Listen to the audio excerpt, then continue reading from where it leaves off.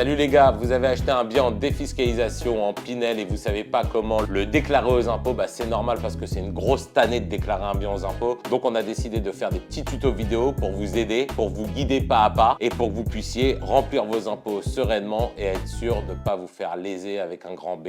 Donc pour le dispositif Pinel, il y a plusieurs conditions à respecter. Les conditions principales, c'est qu'il faut que les locataires aient des ressources qui soient définies et il faut que les loyers soient plafonnés. Pour le Pinel, il y a des zones géographiques qui sont déjà définies par l'administration fiscale et je vous conseille d'aller directement sur le site des impôts et pour voir si votre bien est assujetti au Pinel ou pas. Donc le Pinel, on peut opter pour 6 ans, après on peut prolonger 3 ans de plus 9 ans et reprolonger 3 ans de plus 12 ans. Je vais vous expliquer la première année de déclaration, comment on fait. Vous allez vous connecter sur impôts.gouv, vous allez voir l'étape numéro 3, revenus et charges. Vous allez cliquer sur déclaration annexe. Vous allez cliquer sur la déclaration des revenus fonciers 2023, la 2044. Et pour la première année, qui est obligatoire, c'est la 2044 EB, déclaration d'engagement de location, statut du bailleur privé. Obligatoire la première année. Si vous voulez prolonger 3 ans de plus, donc elle est obligatoire la 7e année. Et si vous voulez prolonger encore 3 ans de plus, elle est obligatoire la 10e année. Si vous ne le faites pas, le statut Pinel n'est pas pris en compte et vous n'avez pas votre réduction d'impôt. Donc vous allez valider tout ça. Une fois que vous avez fait ça, donc vous êtes dans l'assiette revenus, vous descendez, vous allez dans l'assiette charges et vous allez cliquer sur investissement locatif Pinel. Donc ici, ça va vous donner votre réduction d'impôt. Donc vous continuez, vous allez sur suivant et vous allez sur l'annexe 2044. Donc l'annexe 2044, c'est la déclaration foncier. Alors je vous conseille, il y en a plein qui ne le font pas et pour optimiser un Pinel, du coup, il faut le faire dès le début de l'achat du Pinel. Par exemple, vous avez acheté un bien avec un emprunt. Du coup, il y a des intérêts et les intérêts sont des charges et il faut le faire cette déclaration même si vous n'avez pas loué parce que comme ça, ces charges-là vont engendrer un déficit qui sera reportable pour les loyers encaissés plus tard. Vous avez marqué des propriétés rurales et urbaines. Si oui, combien? Donc combien de biens vous avez? Si vous l'avez acheté via la SCI, c'est plus haut. Il faut mettre le nombre de biens que vous avez. C'est des parts de société immobilière. Donc là, on dit que vous l'avez acheté en perso, comme ça. Donc là, vous mettez un bien. Vous avez qu'un Pinel. Vous allez remplir l'adresse. Donc l'adresse, c'est le lieu du Pinel, avec le code postal et la commune, et la date d'acquisition. Nombre de locaux, c'est le nombre de biens. Donc là, on avait dit qu'on avait un Pinel, donc on met 1. Les loyers encaissés. Donc c'est tous les loyers que vous avez encaissés. Ici, on avait dit que vous aviez 11 000 € de loyer encaissé, donc vous mettez le loyer que vous avez. Dépenses mises par convention à la charge des locataires. Donc s'il y avait des charges, loyer plus charges, là vous mettez les charges directement ici. Tout ce que vous avez encaissé doit être dans la ligne 215. Après, on passe aux charges. Donc on passe à la partie intéressante. Qu'est-ce qu'on va déduire? Donc les frais d'administration et de gestion. Donc si vous avez un bien que vous avez mis en gestion dans une agence immobilière, c'est ici qu'il faut mettre le montant. Si vous avez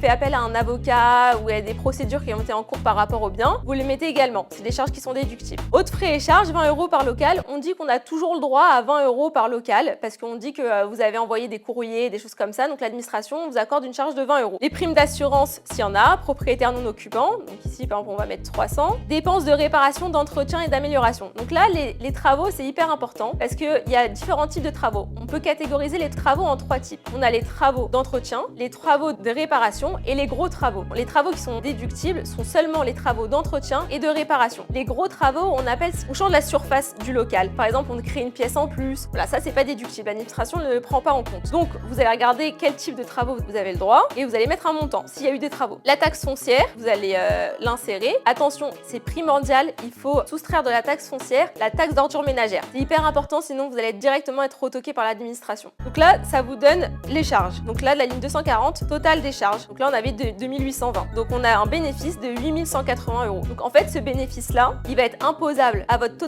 marginal d'imposition. En principe, en règle générale, donc on est soit 11%, soit la tranche des 30%, plus les prélèvements sociaux, 17,2. Ça veut dire qu'on a un taux marginal d'imposition de 30%, on va ajouter 17,2, donc on va être à peu près à 50% d'imposition sur le bénéfice, ce qui est énorme. C'est pour ça que je vous ai expliqué que dès que vous achetez un Pinel, vous avez souscrit un crédit, il faut établir la 2044 pour avoir des charges, même si vous n'avez pas encore commencé à louer, parce que les intérêts d'emprunt sont déductibles. Du coup, en fait, on reprend les déficits qui ont eu lieu les années précédentes et ça va venir en moins des bénéfices futurs. Donc vous cliquez sur suivant et là, vous allez avoir 420 le résultat. Donc là, on a 8180 € de résultats qui vont être reportés directement sur votre déclaration d'impôt, la 2042, donc dans la case 4BA. Donc là, vous pouvez, si vous avez vendu un bien, etc., vous pouvez le notifier, mais là, c'est pas le cas. Et là, on voit bien que le report a été activé dans la case 4BA. Comme je vous l'ai expliqué, qui est obligatoire la première année, sinon la réduction d'impôt n'est pas prise en compte. Vous pouvez aller directement sur votre 2042 et voir que la case 4BA est bien remplie avec un montant de 8180 €. Donc là, on a établi le 2044, les revenus revenu foncier. Une fois qu'on a fait ça, on passe à la 2044 EB, comme je vous l'ai expliqué, qui est obligatoire la première année, sinon la réduction d'impôt n'est pas prise en compte. Vous allez remplir votre nom, votre prénom, l'adresse du logement, le code postal, etc. Vous allez cliquer sur Pinel. Donc location directe, c'est si vous louez à un particulier, vous allez cliquer ici. Si vous louez à certains organismes, vous allez cliquer ici. Donc là, on dit que vous louez en location directe. Date d'effet de la location, donc quand est-ce que vous avez loué, par exemple le 1er janvier 2023. Le loyer mensuel hors charge, donc par exemple vous l'avez loué 600 € par mois hors charge. Le code postal, la commune. Le logement, il a été acquis neuf, donc par exemple en VFA, donc vous allez mettre ici la date d'acquisition de l'immeuble, la date d'achèvement des travaux, donc par exemple le 25 décembre 2022, et le prix d'acquisition, 150 000 €, on va dire. Vous cliquez ici, et là vous allez mettre investissement réalisé, un dispositif Pinel, durée 6 ans. Si vous avez loué 6 ans, c'est ici. Si vous l'avez mis en Pinel directement en 9 ans, c'est ici. Je vous conseille toujours de commencer par 6 ans, et si vous voulez le prolonger, vous rajoutez 3 ans après. Parce que si vous louez directement en 9 ans, vous pouvez rien faire pendant 9 ans. Vous pouvez pas ni le revendre, sinon on va reprendre vos réductions d'impôts. Vous allez cliquer sur suivant. Ok, donc on a bien fait la 2042, et là on va dans la partie la plus importante, la réduction d'impôts sur le revenu. Si l'investissement a été réalisé en 2023. Donc en fait, on a différents dispositifs. On a le Pinel Plus ou le Pinel. Le Pinel Plus, c'est quand vous avez acheté un bien avec une situation énergétique qui est favorable. Donc en gros, l'administration, elle vous accorde une réduction d'impôt qui est plus élevée que cette année en 2023. Parce qu'en fait, en 2023, le Pinel, il est plus de 2% par an de réduction d'impôt, il est passé à 1,5. En Pinel Plus, il reste à 2%. Donc en 2023, les Pinel, ils sont moins avantageux fiscalement que les années précédentes, et le Pinel Plus, il reste aussi avantageux que les années précédentes. Donc là, par exemple, vous avez acheté en Pinel normal en 2023, et là, vous allez mettre dans votre case 7QR le montant du Pinel. Par exemple, vous l'avez acheté 150 000 €. Et du coup, le prélèvement à la source qui s'applique, et voilà. Et du coup, vous avez terminé votre déclaration et la réduction d'impôt s'appliquera automatiquement.